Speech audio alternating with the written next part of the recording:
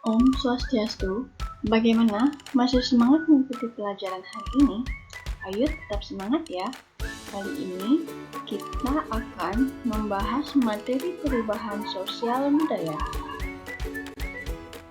Setelah mempelajari materi ini, diharapkan kalian dapat: pertama, mengetahui pengertian perubahan sosial budaya. Kedua, menyebutkan faktor penyebab dan penghambat perubahan sosial budaya. Ketiga, menjelaskan bentuk-bentuk perubahan sosial budaya.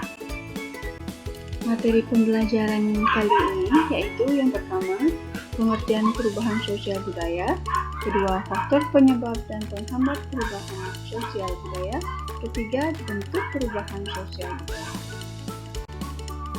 Nah, anak-anak, apakah kalian pernah memperhatikan lingkungan di sekitarmu? Adakah perubahan yang terjadi ketika kamu kecil sampai sekarang? Coba kalian perhatikan gambar berikut. Apakah ada perbedaan antara kedua benda tersebut? Nah, dari kedua gambar yang sudah saya tayangkan ini, dapat disimpulkan bahwa alat komunikasi yang dulu dengan sekarang sudah mengalami banyak perubahan.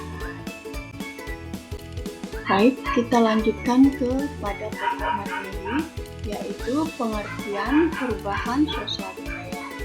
Menurut Selo Sumacam, perubahan sosial adalah perubahan yang terjadi pada lembaga-lembaga kemasyarakatan. Perubahan tersebut mempengaruhi sistem sosial seperti nilai-nilai, sikap, dan pola perilaku masyarakat.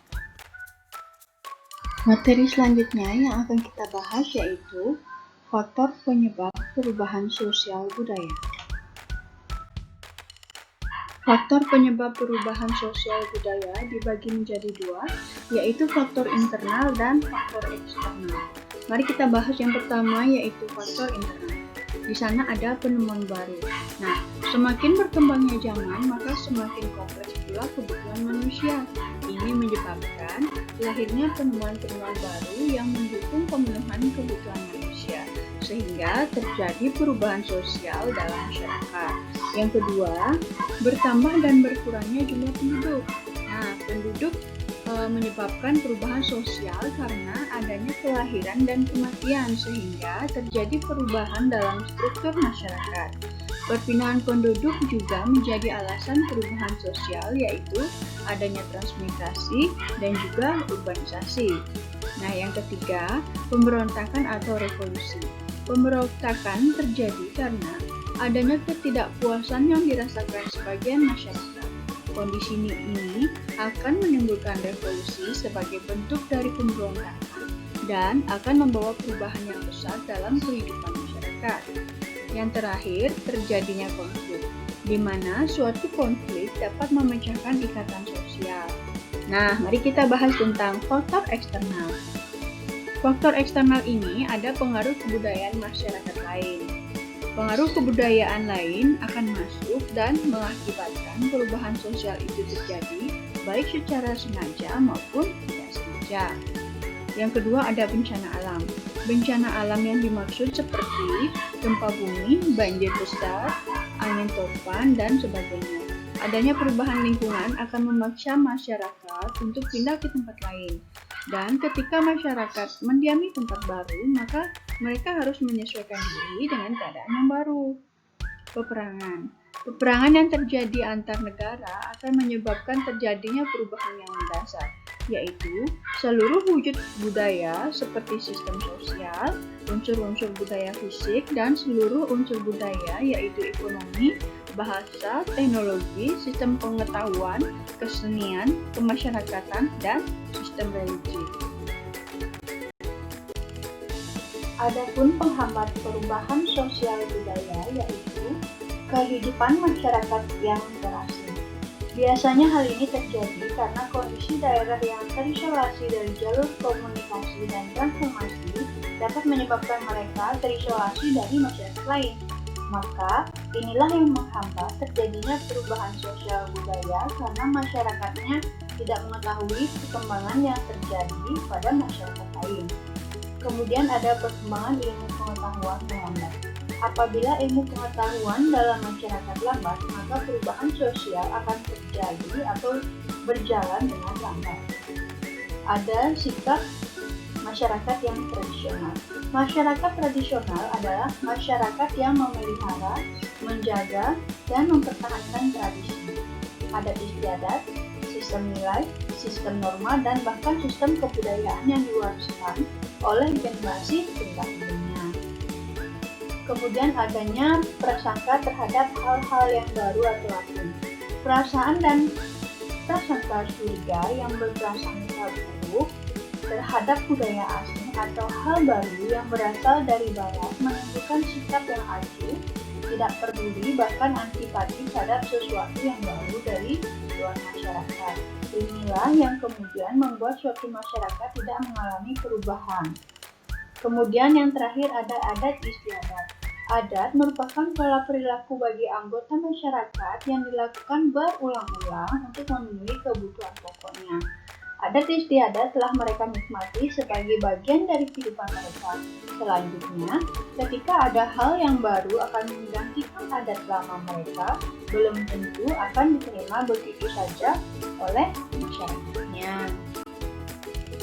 Materi terakhir yang akan kita bahas hari ini adalah bentuk-bentuk perubahan sosial, di mana bentuk-bentuk perubahan ini dibagi menjadi tiga, yaitu perubahan dilihat dari waktunya, perubahan dilihat dari pengaruhnya, dan perubahan dilihat dari prosesnya atau perencanaannya. Perubahan dilihat dari waktunya dibagi menjadi dua, yaitu perubahan sosial lambat atau evolusi dan perubahan sosial cepat atau revolusi. Di mana perubahan sosial lambat atau evolusi merupakan perubahan sosial yang memerlukan waktu lama dan diikuti oleh rentetan perubahan kecil yang terjadi secara lama. Contohnya, kehidupan manusia terus. Lamanya waktu yang diperlukan dalam perubahan mata pencarian masyarakat seaksara memerlukan waktu yang sangat lama. Dari mulai berburu meramu, bercocok tanam, sampai masa perinajian. Nah, ini memerlukan waktu yang sangat lama. Kemudian yang kedua yaitu perubahan sosial cepat atau revolusi, di mana revolusi adalah sebutan bagi perubahan yang berlangsung dengan sangat cepat. Revolusi mengubah dasar dari kehidupan pokok di masyarakat. Contohnya, revolusi industri. Nah, revolusi industri ini mengakibatkan perubahan besar dalam bidang pertanian, manufaktur, pertambangan, transportasi, dan teknologi. Perubahan dilihat dari pengaruhnya dibagi menjadi dua, yaitu perubahan yang pengaruhnya kecil dan perubahan yang pengaruhnya besar. Di mana perubahan yang pengaruhnya kecil yaitu tidak menyangkut seluruh unsur masyarakat dan tidak mengubah lembaga sosial yang ada di lingkungan sosial. Artinya, perubahan tersebut hanya dianut oleh sebagian kecil orang yang menyukainya. Contohnya yaitu gaya berbusana dan gaya rambut. Kemudian, perubahan yang pengaruhnya besar yaitu perubahan yang menyangkut masyarakat secara luas dan membawa pengaruh yang berarti bagi kehidupan sosial. Contohnya, industrialisasi merupakan proses perubahan sosial ekonomi yang mengubah sistem mata pencarian masyarakat agraris ke masyarakat industri. Perubahan dilihat dari perencanaannya ada dua, yaitu perubahan yang direncanakan dan perubahan yang tidak direncanakan. Perubahan yang direncanakan adalah perubahan-perubahan yang dilakukan atas dasar perencanaan matang dari pihak yang menginginkan perubahan. Contohnya yaitu pembangunan jalan. Kemudian perubahan yang tidak direncanakan adalah perubahan sosial yang ada di luar jangkauan masyarakat. Perubahan tidak terencana sering membawa masalah dan kekacauan pada masyarakat. Contohnya, bencana alam seperti gunung meletus, gempa bumi, atau banjir akan membawa perubahan bagi masyarakat yang mengalaminya. Demikianlah pembahasan materi kita hari ini tentang perubahan sosial budaya. Sampai jumpa di materi selanjutnya. Terima kasih. Om Santi Santi Santi Om.